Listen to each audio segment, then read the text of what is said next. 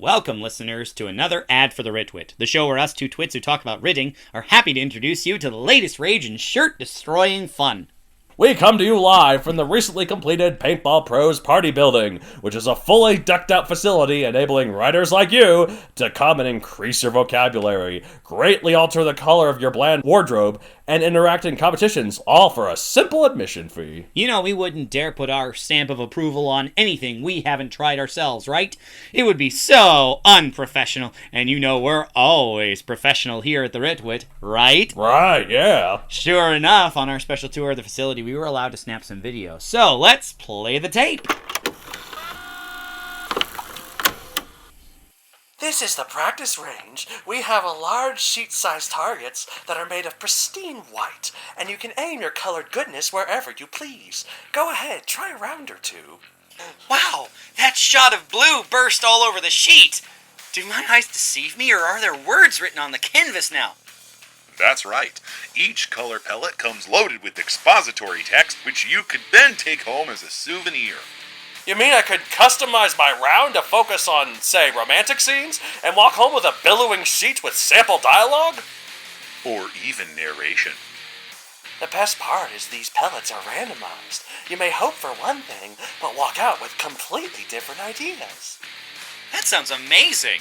Can I take this sheet home with me? After you've fired some more rounds, sure. It's all inclusive in your admission. Plus, getting all these materials keeps clothiers in business. Everyone knows white doesn't sell anymore. Whoa, you're right, it doesn't! What other facilities do you have to offer? Glad you asked, Matt Donald, host of the Ritwit podcast. Let's take a look at the battlefield now. Wait, battlefield? Come on, Donald, don't be a sissy. It's a paintball facility. No fun in only shooting at blank sheets. In this state-of-the-art arena, with retractable roof, teams square off to play paintball tag. Each team gets a different color, and last team standing wins. So what kind of colors are available? All contestants get a plain white t-shirt and protective sleeves in their team color, be it red, green, blue, purple, orange, yellow, black, silver, or chartreuse. All right, it's suitable. Wait, all of them could be in some kind of battle royale? More or less. Also, we've noticed a slight defect in the purple pellets. Defect? This wasn't expected, and we're still working on the problem, but for some reason the purple ones release the most words per pellet. Thankfully, it isn't word count that's measured, but they tend to have bigger explosions because they need more space for all the words. Give me a purple shirt next time I'm fishing for ideas. There are other things there, like a gallery, a mixing center to make your own pellet for an extra charge. We really recommend it for a fun, creative experience. In fact, if you go and mention this podcast, they are allowing a throw-in of the pellet making for free as a thank you. So go now and see what words you could load into that colorful explosion. As they say at the party, come in blank, leave here inspired. David, did you write that slogan? That's dumb. Welcome, fellow nerds, to another episode of the Ritwit, the only show that stimulates your brain and simultaneously destroys your brain cells. How does it do it? It's like magic. It's like freaking science or something, whatever. Listeners, welcome back to our set about revising. Obviously, revising. And last time we talked about redrafting the whole project. This time we'll talk about something that's not that.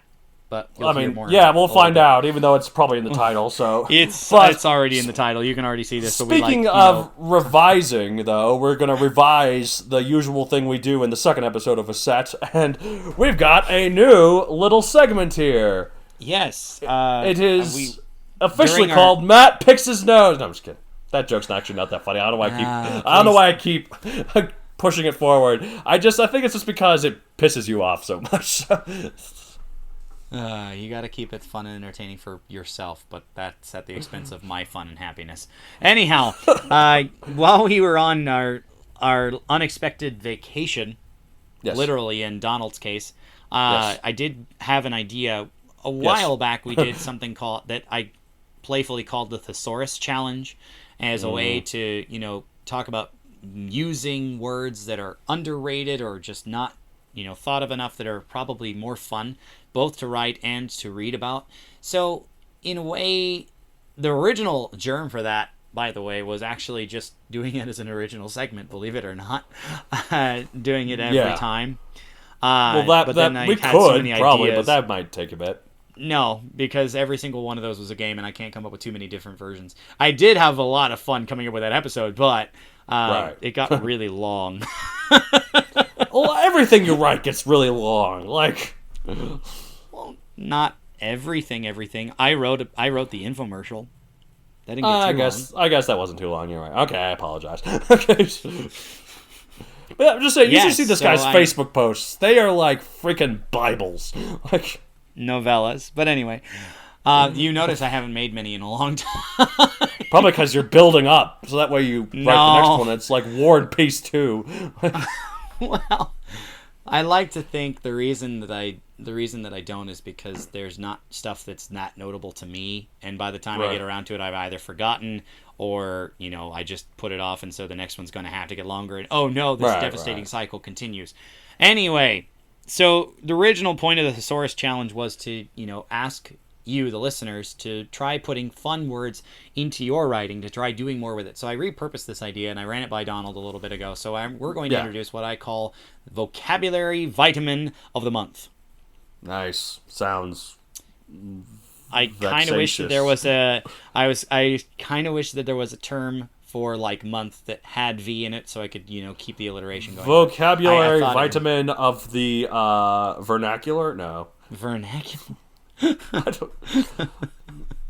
Anyways, so to introduce this segment, because Donald's obviously just kind of tailing along with me at this point. Yeah, but I'm totally still on board. I'm totally in. Support? I'm all in. So here's what we're going to do. There's a certain word, and I think we'll talk a little bit more about the execution of this off air, but the big thing is that one of us will choose a word for the set or the month. It doesn't necessarily have anything to do with the set per se, but the task is then we will provide a definition, a hopefully simple one, obviously, if you want the full definition, look it up yourself, and a sample sentence, or maybe both of us will come up with sample sentences just for the fun of it. And the point is that you should use this in your writing before we give you another vitamin next time. Vitamins. It's funny. They're good for you. These are good for your story, right? That was the idea. So, the first, the inaugural vocabulary vitamin, superlative. I would spell it. Actually, you know what? I am going to spell it because it's probably not going to be in the description. Superlative. Superlative. The simple definition that I came up with, and this is not the full one again, is of highest quality. That is the most superlative choice of word, I must say. Well, that was my sentence. Now, what's yours? That was your sentence. Okay, well, the sentence I came up with was, and this is, I don't know where in the heck I'd use this, but you might see it in a textbook. Thanks to superlative leadership, the company's profits boomed over the next 3 years. So 3 years. There are a couple of different ways to use it. That's a heck of a leader. Yeah. Okay. Well, I mean, it's not going to happen. I guess a superlative leader. It's not going to happen overnight with business, that's for sure. Yeah. Anyways, the task now is in your hands. We have given you the vitamin. Now you get out there and take your vitamin, listeners. You know doctors always telling you to take your vitamins, right? Come on. Makes sense. Oh, God, I dread if anyone views our work as, the work of doctors. It means we think we're so professional that we have, degrees in it and such. Oh, listeners, we're not. But, I mean, we do say we're better than you. And That's Donald a actually joke. does have an English degree. Anyway, I do have an English degree. Until the next set, when we come up to you with another vitamin, try and use I already have a good one. Maybe I was going to mention once. it here, but I was like... Yeah, save it for next time. I know what you're talking about, but let's save it for next time. Yeah, anyways. I'll just throw it through the window for now, and I can deal with it later. Now, what does that mean? Foreshadowing! Whoa! What a thought. Anyway. Alright, so now we're talking about revising. Revising individual scenes. So we're talking about rewriting individual scenes as opposed to the full draft Obviously, we talked about that last time, so let's take a listen to that. The lesser cousin of rewriting a whole draft is rewriting scenes. It's the hallmark of a thorough author. Not only does it let you, in small doses, update your writing to better reflect your skill, it may improve the overall product by better showing a scene. So, what's the reason to do certain scenes over and over again, and not the full thing, which I love to do, as you know. Yes. Certain scenes fall flat despite our best intentions. Whether it's lack of inspiration, trouble getting in the character's shoes, or just some basic instinct missing, writers tend to have at least one droll scene a book. Some of the less experienced ones have more than that, likely. I still like to think I probably have more than one. I don't know. If you've improved, and as you write, that's expected, there's no reason to leave a dud scene in when you can make it pop. Ooh, yes. There's a very real point where only certain scenes need the axe, but the rest is worth keeping. That's a perfect time to brandish this revision tool. And brandish it you shall. So, I don't know, often when I feel a scene could be stronger with certain things changed or certain lines of dialogue altered, I add it in and see how it feels. Like, if I like it, it stays, and if not, I try again. Admittedly, it's rare for me to rewrite whole scenes rather than just, little segments of scenes. But when I do, it usually means that it's because I know something's seriously wrong with the original and it needs changing. And that's happened a few times. Now, the question becomes, would you consider it a rewrite if you took a scene and just placed it somewhere else? No, that's just more like a repurposing or like a shifting more than anything. So that's just a shift. Because, you're not, actually rewriting. It's just reordering your structure. Yeah, like movies do that all the time. There's a lot of times when, this scene would be better with this scene. Of course, they have to watch for continuity, Well, sure, you have to make sure that the person's not wearing the wrong shirt. There was one episode of Friends that I could really tell that that there are these two separate scenes that for these characters. The girl characters, they did a scene. Then they did the couple scenes where they went in the middle. But then there was another scene that had these girl characters, and you could very easily tell that these two scenes of the girl characters in the room were shot the same because they all wore the exact same clothes. It's well, I suppose funny. Sorry, waiting for the train. I don't know, it's just kind of funny. I don't really know what that has to do with it. It's funny. No, I'm sorry. I'm waiting for a train to pass. Oh. It's the spoiler siren. Friends is no longer spoiled for you, so. No. I was going to say that a lot of times you end up filming an entire day in the same attire because not only do you have certain scenes that require it, but then you have a little bit of playroom. Obviously, it's more of an editor's task than a writer's task, but putting them in a place where obviously with film, it's way different. Any form of visual media, you have the choice of reordering things, but filming is probably not publication order. Just imagine how crazy that would be if you had to film it in the order you were planning to air it. No, that never happens. So, yeah. Never happens. So, it's the same Unless it's one of those weird movies that's shot all in one take, which those exist. Well, they're indie movies. I was about to say indie films, relatively short ones, you're going to see stuff like that, which makes some sense in those forms. But with a story, you have the same luxury that if you see a scene that here it doesn't really make sense, it kind of takes away from your flow, whatever that may be. Right. You move it somewhere else. But I agree with Donald here. I don't think that that's really rewriting. However, I wanted to bring it up because, changing the order of stuff is this kind of edits as well. It's definitely changing the story, but yeah. I should also mention that the original idea for this set came about as an extended look at editing, and of course editing is its own beast. We've talked a little bit about it before, but not in such detail, so just a reminder, you should always be editing your own stuff as well. Sorry. Absolutely, I edit my stuff all the time. It's really, really difficult to not edit when, I see stuff in the current published versions of Mechazoic. Now, if there are, mistakes, I fix them because I'm I can just repurpose them and put it in. later because I kind of have to. I have to fix it. But like, if it's like a word choice, I'm kind of locked in.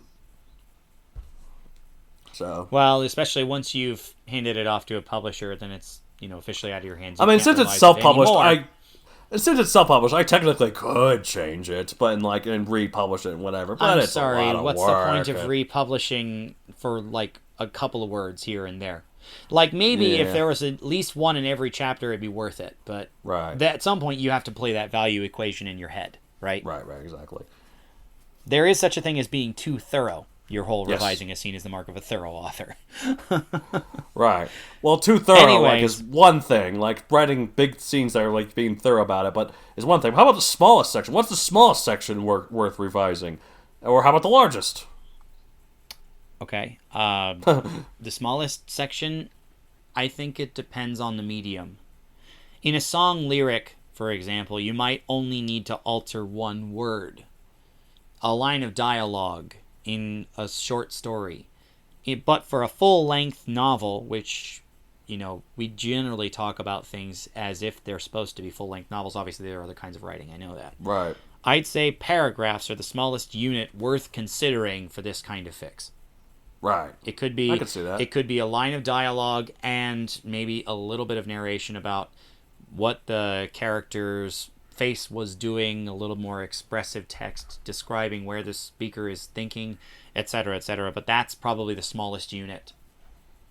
Yeah. I mean, maybe one word here or there does make it pop, but that's not really a rewrite as much as it is just editing in my opinion. But if there is one word that needs to be changed, then do it. Yeah. Yeah, do it. I'm not saying don't, but I'm just saying that I wouldn't call that a rewrite in this context. Does that make sense? I guess. Okay, but that doesn't mean you shouldn't do it. So no, I firmly agree. Well, I mean, back to my editing argument, right? You should always be editing your own stuff, but that's simply an edit, one edit, as opposed to one rewrite. I wouldn't call, I spelled this wrong. I just rewrote the damn thing. I wouldn't say that's a rewrite. Can you imagine that kind of perfectionist? Well, I am known to hate letting autocorrect go, so I do actually go back and fix words, but that's usually as I'm writing, so that's not rewriting either. Yeah, exactly. Anyhow, word order within sentences as well, although hopefully you're doing that as you wrote the original draft. Again, back to that editing argument as you go. Exactly. No. The largest section worth revising also depends on the medium, though I suppose less so. Right. If you're axing entire multi-chapter increments of your climax... I'm sorry, I read that incorrectly. It's increments, not inclements. That's a different word. I don't know. I've never heard that word before, so... Actually, no, I have once or twice. Well, it's just... increment is... increments, like that. Okay, you just have to say it like that. I've heard that word before. But inclements is something like inclement weather. So like the weather I'm having. What kind of word is that? Which means I used it incorrectly, so I had to fix it. Sorry. Entire multi-chapter increments. You should go back to our section of vitamin month word thing. I put these in there all the time, man. I'm not keeping track of words I should use, but we do need to keep track of the ones we do. Anyway. Okay. Entire God dang it. Stop interrupting me. If you're axing entire multi-chapter increments in your climax, it's probably treading closer to a redraft. And for more on that, please listen to our last episode. And yet, if you keep more than half of the original draft, why call it more than simply revision? I don't know. For me personally, I don't think there's any limit to how small or how large. Like, sometimes, if you think one word change alone can make it stronger, then by all means go for it. Yeah, sure, maybe it doesn't count as a rewrite, but it is still an edit that needs to be done. Like, yes. Conversely, if you think a scene, a chapter, or even half the book needs revising, then by all means go for it. Like, a few times during an older version of Megazoic, I changed one particular character from one thing to another, and not the one you're probably thinking of. I have no idea what you're talking about because you're being too vague, but that's okay. Like, in the process, I had to change, but go back and change a whole lot to fix it. Like, sometimes it was individual moments, other times it meant rewriting whole chapters, but it was worth it in either time for the change I needed. Of course, I ended up scrapping the whole thing and starting anew anyway, so maybe it wasn't worth it, but maybe it was. Who knows? I don't know. In the moment, if you think it's worth it, then you should do it. Yeah. I mean, that's why I changed it, so... But just to put you on the spot, I said if Yes. you keep more than half, it's not more than revision. But at what point does it change from, you're just revising little bits to becoming a full redraft? Like, I think if it's more than half, it's basically redrafting by another name. If it's more than half, then I guess mathematically speaking, then yeah, it's a redraft. I was about to say, is there a threshold for you? I feel like mathematically speaking, if it's more than half, that means you're changing more than you're not. Therefore, it's a redraft with rewrites, with redraft repurposed scenes rather than a story with new scenes. Well, and the thing too, and this was kind of troublesome when I came up with like the different terminologies for these episodes, because both of them could simply be called rewrites. One of them obviously larger scale than the other, but how did you differentiate that? That took me a little bit of time to come up with. So Right. I just figured I'd throw that interesting debate in for a little bit of fun. Why not? Anyways, yeah. So, you've mentioned already that if you see something, you should fix it. On a larger scale, do you need a major reason to revise something? I mean, it can be as simple as if you think one word or sentence would be slightly stronger / better / funnier than before, and as complex as it doesn't need to it doesn't represent the themes of the story you wanted to tell. Like, whatever the case, if it needs alteration in any way, change it. So, but what do you think? You're saying like it could be a fairly minor reason. I think personally that it doesn't have to be a major reason, so long as you're doing it proactively when you have creative control over the final product. In other words, not after you've passed it off for publication. Maybe you want a different word. So close. Even if you self-published. Reorder a couple of preceding chapters, change a character's name, to which I have only to say find replaces your friend. Oh, that's so great. I've done that so often. Changing genus names does not count as my idea of a fun time. What say you about that, Donald? Oh, it's really fun. Fine, replace. Boom! This Dryptosaurus is now a Dynamo Terror. And yes, that's actually, if you read my books... That was an actual reference. Yes, so... Spoiler siren? I don't know. It doesn't matter I don't think anyone who's reading this story and wants to know how it spoils isn't going to be like, wait, there's now a Dynamo Terror in the story. Oh my God, why did you say that? You ruined it for me. Well, and, it was... I seem to remember you saying, gosh dang it, they keep discovering dinosaurs, so I have to keep changing things, almost in those exact words. Well, it's not so much they have to keep discovering dinosaurs, they keep changing the looks of dinosaurs, and I have to change them. Like... Because they're this is actually how it is. Like, or no, this is actually how it is. I suppose that one probably doesn't qualify as fun. But, worth mentioning, if you're being more factual with your... I mean, obviously, fantastical sci-fi versions of a story, like dinosaurs being smart enough to wield laser guns aside, that depending on how much realism you want, you do have to constantly edit things to reflect what we know. Do, and, like, even though my dinosaurs wield laser guns and, of course, talk... But they also, I try to make sure they're humans and dinosaur scales and feathers. So. Right, but I also try to make sure that they're depicted accurately in terms of how they look. So, just to make it distinct. So, fair. I seem to remember one of the biggest things that sent him into redrafts on at least one particular version was there's no reason for them to be dinosaurs other than he thought it was cool. Well, that's not necessarily about a major new discovery that paleontology found, but yes. Well. No, but I seem to remember that was one of the reasons you ended up rewriting and like. And you have always been like, "There's never been a reason." I'm like, "Well, I'm going to make a reason." Why are they dinosaurs? Other than you want to write them, that's not a good. But why is anything other than the author wanted to write it? So. Well, unless somebody asked him to write it, which I didn't expressly ask him to do it. It's just something I try to encourage him doing. Anyways. All right. What about you? Is there a major reason for you to revise something, or did we already do that? I already did. I changed the order of that one because, yeah. No, I know, but like, did you do your bit? I had a bit. Yeah, no, I said mine. I had a. Change the character's name. Yeah, that's right. That's right. Yeah, but I did already say my thing. Right. Yes. Okay. Sorry. All right, I'll leave this in. No, I won't. But actually, maybe I will. Because this episode's running a little short, so I might leave that in. Okay. Don't forget we do have the ads, but anyway.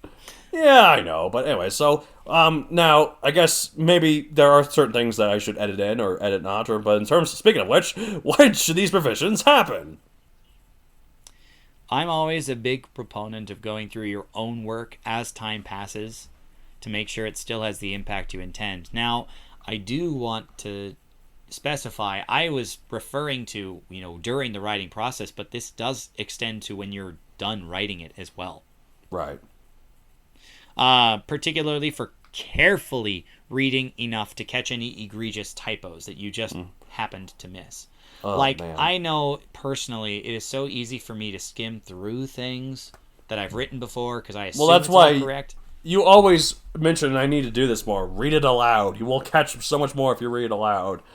Because you force yourself to take more time. I don't care if you don't like the sound of your voice. Just by slowing yourself down that much, you give yourself all the more chance to catch things.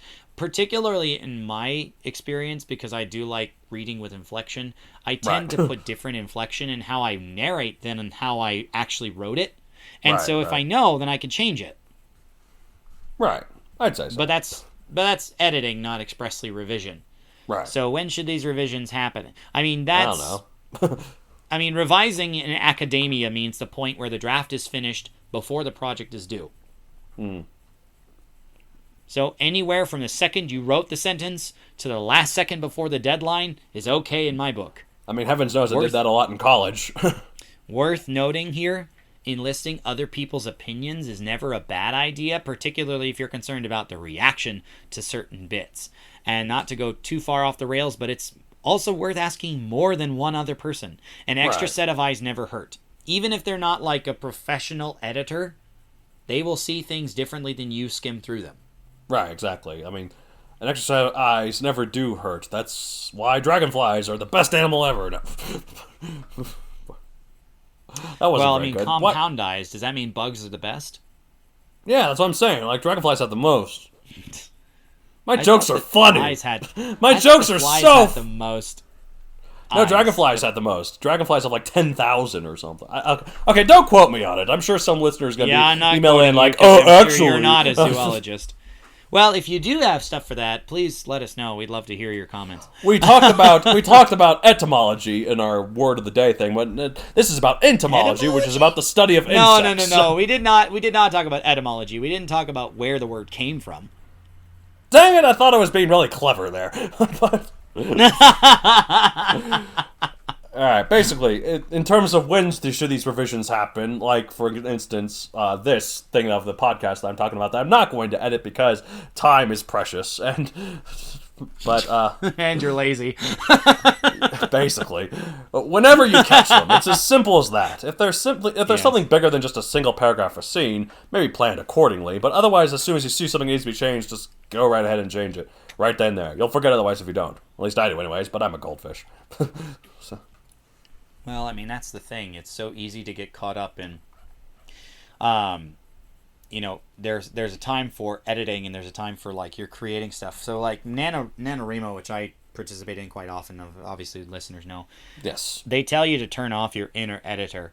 And honestly, when I get to Nano, it's probably the most often I ignore the autocorrect and just let it go. Because if I don't let it go, then I'm wasting that much more time going back and retyping a word just to fix the incorrect order I typed it with, which the computer is more than happy to correct for me. Right, exactly. Yeah. You must be having a ball when you do NaNoWriMo because you're like, oh, there's no one to tell me, stop being so wordy. I could just sit back, relax, and let the words just flow. Including way too many purple pellets from our paintball prose party facility. Oh, yes. That was a lot of fun. I hope people got that joke. I got it, but I'm sure I'm glad you did, because if it was subtle enough that you didn't get it, I'd be worried. But anyway, I may be a goldfish, but I'm not stupid. I wasn't equating the two. What did you say? I forgot. Nice to meet you. I'm Matt. Anyways. Well, I should remember that. Wait, no, what's my name? No.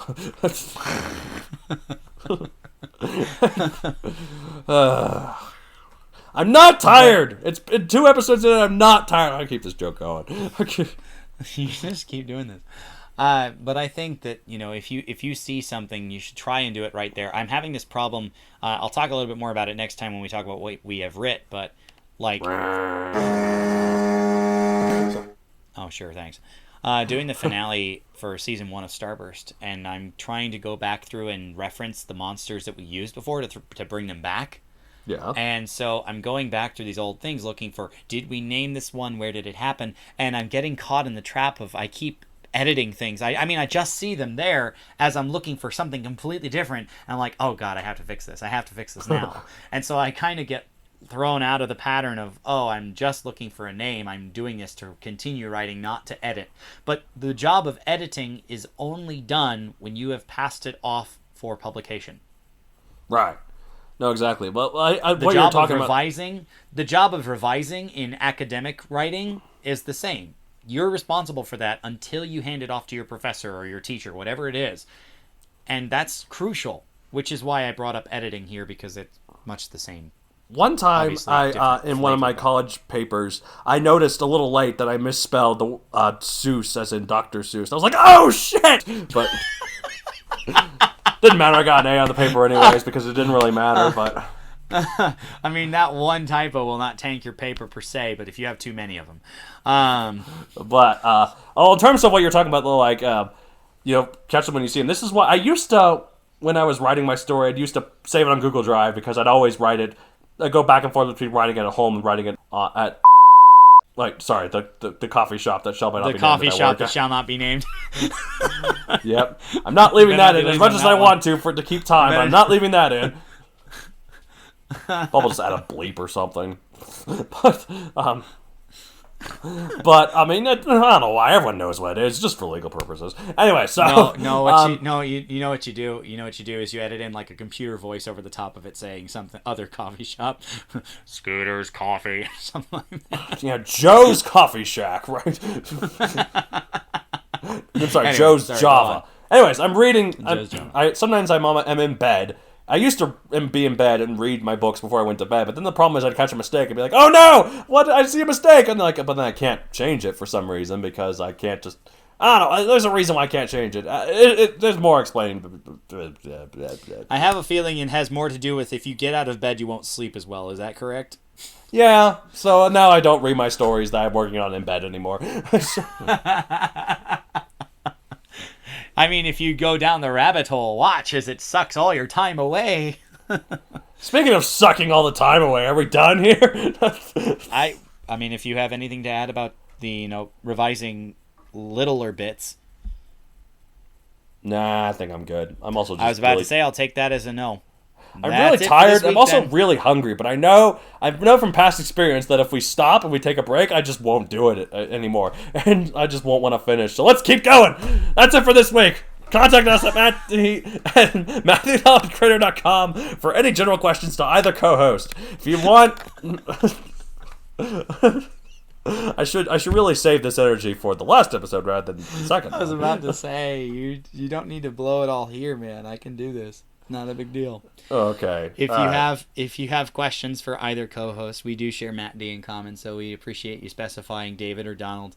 But you can use your own email or the contact page at matthewdonaldcreator.com. The email address once again is Matt D. That's with 2 T's, please. Yes. Please, if you have questions about some suggestions for revision, maybe you have an idea of what you want us to do for a future episode, or if you'd like us to look over your stuff, we can't guarantee that we have the time to do it, but if you send us an email, we'd be happy to consider. I'm a loser. I'm sure I'll have the time. No. I wasn't gonna say anything about that, but anyhow, but you didn't have to because you knew I would.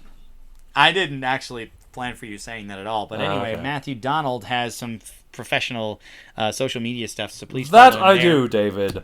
Follow me at MatthewDonald Creator on Facebook, at MatthewDonald64 on Twitter, and MatthewDonald64 on Instagram. Why 64? Because, as we all know, that's how many books are in the Bible, and as you know, I am a very religious man. Wait, hold on. There are actually 66 books in the Bible.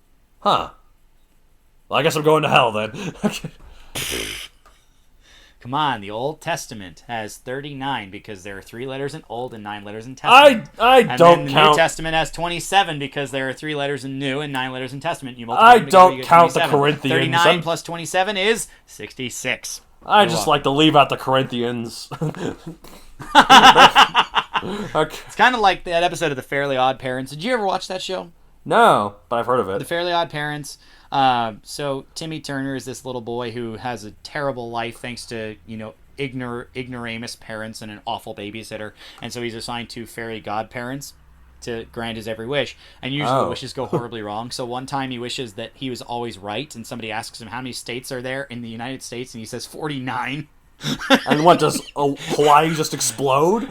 No. What happens is that one star falls off the flag, the American flag in the room, and the principal comes over the intercom saying, "Oh, it's beautiful news, children! The North and South Dakota states got together, decided to mend their differences, and became just one giant Dakota."